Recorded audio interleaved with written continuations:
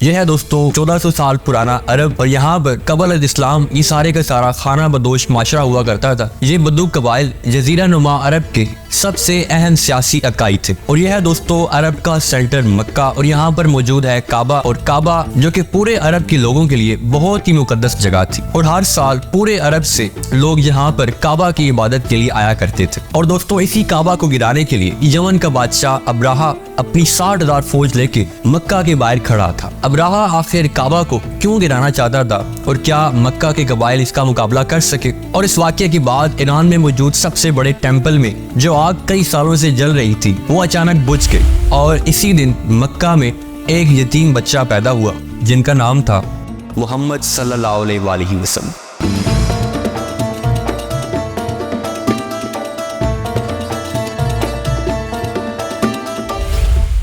अब आखिर अब्राहा मक्का से और काबा से इतनी नफरत क्यों करता था कि उसने 60,000 की फौज लेके काबा के ऊपर हमला ही कर दिया? अब दरअसल खाना काबा उस वक्त बहुत ही ज्यादा मुकद्दस जगह बन चुकी थी पूरे अरब के लिए, और पूरे अरब से वहां पर लोग इबादत के लिए आया करते थे, और इस सारी वजह से काफी सारे लोग वहां पर बहुत सारा पैसा भी कमा रहे थे। अब्राहा को इस बात से बड़ा गुस्सा आता था कि ये गरीब मक्का वाले, ना तो इनका कोई बादशाह है ना इनकी कोई गवर्नमेंट है, तो ये क्यों आखिर पूरे अरब का सेंट्रल पॉइंट बन चुके हैं, पूरे अरब की तवज्जो बन चुके हैं। तो इसने हमले से पहले अपनी स्टेट यमन के कैपिटल सना के अंदर एक आलीशान किस्म का चर्च बनाया ताकि लोग काबा छोड़कर उसके पास आए, लेकिन उसका ये प्रोजेक्ट भी बुरी तरह से फेल हो गया। अब इसके बाद अब्राहा के पास सिर्फ एक ही ऑप्शन बचा था कि किसी भी तरह काबा को गिराया जाए।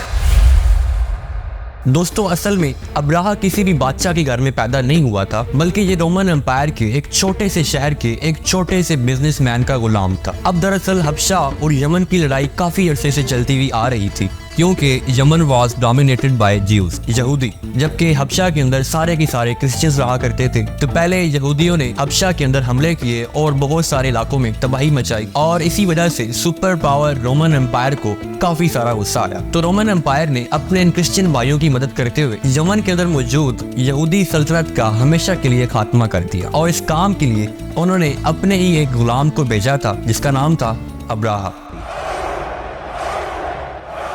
जो कि सिर्फ 1 लाख फौज लेके गया और यहूदियों की तबाही मचा दी। और इतनी डोमिनेंस परफॉर्मेंस के बाद इसने यमन को अपने ही मुल्क हबशा से अलहदा करवा दिया। हबशा के बादशाह को इस बात के ऊपर बहुत गुस्सा आया और उसने दोबारा से एक फौज भेजी यमन के अंदर, लेकिन इस बार अब्राहा के खिलाफ उसकी फौज ने अपने जनरल को कत्ल करके अब्राहा के सामने पेश किया और खुद अब्राहा की फौज में शामिल हो गए। और इस वाक़ये के बाद अब्राहा पूरे अरब का ताकतवर बादशाह बन गया, और इसी चीज के साथ साथ पूरे अरब में उसका इन्फ्लुएंस फैल गया। लेकिन सिवाय एक चीज के कि हर साल अरब में मौजूद खाना काबा की इबादत के लिए पूरे अरब से लोग जाया करते। तो अब्राहा ने सोचा इसमें कौन सी बड़ी बात है, हम भी एक बना लेते हैं। तो उसने अपनी सल्तनत के अंदर एक आलीशान किस्म का चर्च बनाया। अब ये बिल्डिंग पूरे अरब के अंदर सबसे खूबसूरत और आलीशान बिल्डिंग थी। अरबियों ने इससे पहले ऐसी कोई चीज नहीं देखी थी, लेकिन इस सब के बावजूद कोई भी इसकी इबादत के लिए नहीं गया और सबके सब उसी पुराने काबा की तरफ जाने लगे। अब इतना पैसा लगाने के बाद, इतना खर्चा करने के बाद भी जब अब्राहा फेल हुआ तो उसके पास सिर्फ एक ही ऑप्शन बचा था कि वो अपनी 60,000 की फौज लेके काबा के ऊपर हमला कर दे, और उसने यही किया।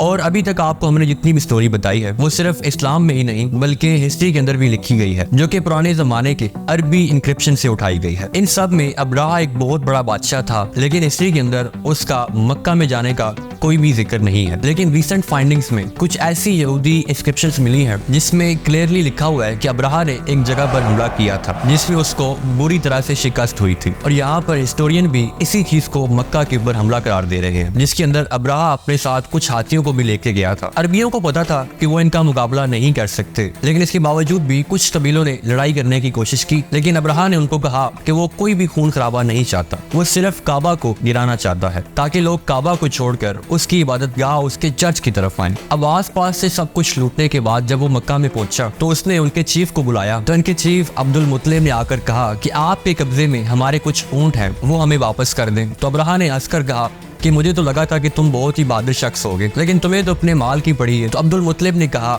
कि मैं सिर्फ इस माल का मालिक हूँ, इस घर का जो मालिक है वो जाने और तुम जानो। लेकिन एक बात तुम्हें बता दूं कि आज तक कोई भी इस घर को हाथ तक नहीं लगा सका। अल्लाह, वो एव और अगले ही दिन अब्राहा अपने लश्कर के साथ रवाना हुआ। अब उसकी फौज के अंदर मौजूद हाथी जब काबा के नजदीक पहुंचे तो वो रुक गए और लाख कोशिश के बावजूद भी वो आगे ना बढ़े। और उसी वक्त आसमान से कुछ परिंदे आए।